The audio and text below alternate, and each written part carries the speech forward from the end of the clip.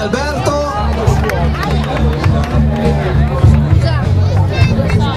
Prima le mujeres e poi gli uomini, los hombres.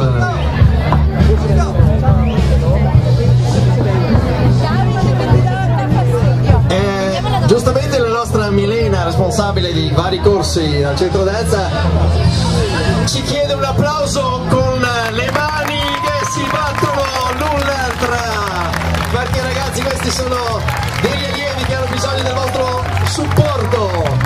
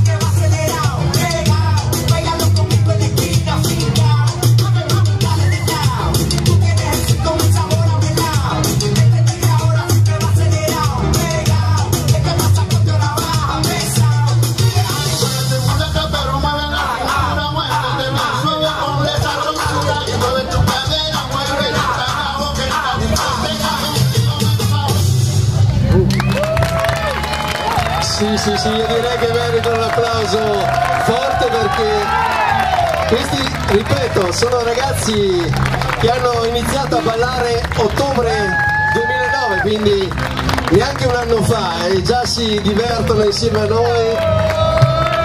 Ecco qua, prima le fanciulle e poi i nostri uomini. Vi presento anche Alberto. Vieni qua Alberto, vieni qua, lo posso spostare?